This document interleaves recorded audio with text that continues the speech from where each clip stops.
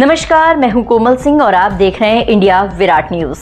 आइए नजर डालते हैं इस वक्त की खास खबर पर। संसद मानसून सत्र के 20वें दिन लोकसभा में पीएम, सीएम और मंत्रियों की गिरफ्तारी के बाद उन्हें हटाने से जुड़ा बिल पेश हुआ। इस पर गृह मंत्री अमित शाह और कांग्रेस सांसद केसी वेणुगोपाल के बीच तीखी बहस देखने को मिली। वेणुगोपाल ने जब बिल की नैतिकता पर सवाल उठाए तो शाह ने जवाब में कहा, जब मैं गुजरात में गृह मंत्री पद पर था तो मेरे खिलाफ फर्जी आरोप रखे, मैंने फिर भी नैतिकता का पालन किया और इस्तीफा दे दिया। वेणुगोपाल ने कहा कि ये बिल देश की संघीय व्यवस्था को तहस नहस करने वाला है। भाजपा कहती है कि ये बिल राजनीति में नैतिकता लाने वाला है।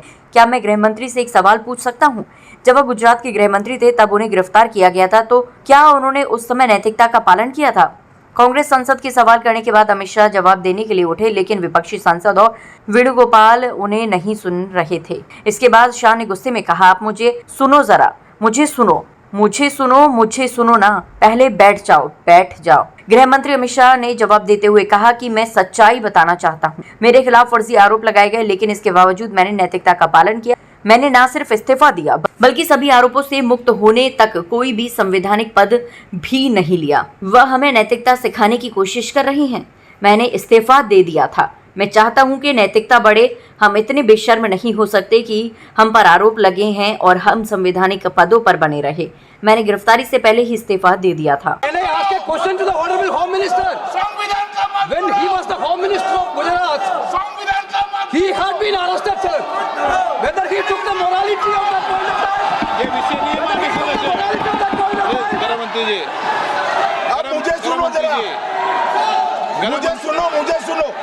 मुझे सुनो ना, पहले बैठ जाओ। माननीय अध्यक्ष जी, मैं रिकॉर्ड क्लियर करना चाहता हूं। मुझ पर झूठे आरोप लगाए तब अरेस्ट होने के पहले मैंने नैतिकता के मूल्यों का हवाला देकर इस्तीफा भी दिया, और जब तक मैं कोर्ट से निर्देश नहीं हुआ कोई संविधान पद मैंने स्वीकार नहीं किया। ये क्या सिखाते हैं नैतिकता में? मैं तो इस्तीफा देकर गया था, और मैं तो चाहता हूं कि ये नैतिकता के मूल्य बढ़े। हम ऐसे निर्लज्ज नहीं हो सकते कि हम पर आरोप लगे और हम संवैधानिक पद पर रहें। अरेस्ट के पहले मैंने इस्तीफा दिया है। माननीय सदस्य, आप बिल पर बोलिए। आप 72 के नियम के तहत बोलिए। सर, दिस नियम है, आपका डायरेक्शन है। 19 आप 72 नियम के तहत बोलिए।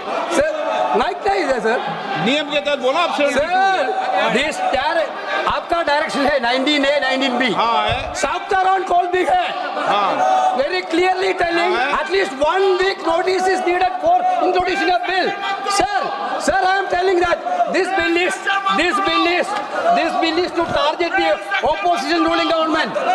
This bill is to threaten the people like Nitish Kumar and Chandrababu Naidu. This bill is to blackmail.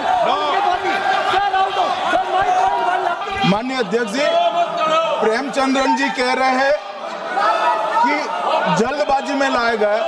इसका सवाल इसलिए नहीं उठता कि मैं इस बिल को संयुक्त समिति को सौंपने की दरखास्त करने वाला हूं। इस पर संयुक्त समिति जो राज्यसभा और लोकसभा पक्ष और विपक्ष सभी सांसदों की बनेगी, जो इस पर विचार करेगी और आपके सामने लेकर आएगी।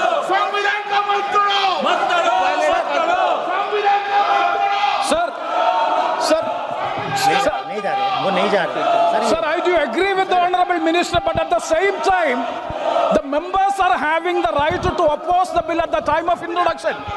This is the legitimate constitutional right of each and every member to oppose the bill at the time of introduction of the bill. That is being curtailed. That is the problem which I am trying to say.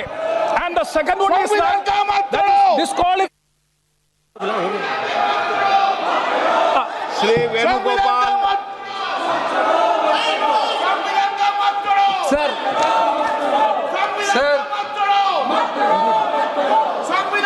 Sir, I rise to oppose the introduction of the Constitution Amendment Bill 25, the Government of Union Territory. Sir, this bill is to sabotage the federal system of this country. This bill is to sabotage the basic principle of the constitution of this country. आज के लिए बस इतना ही। ऐसी ही देश और दुनिया की तमाम छोटी बड़ी खबरों को देखने के लिए जुड़े रहिए इंडिया विराट न्यूज के साथ। नमस्कार।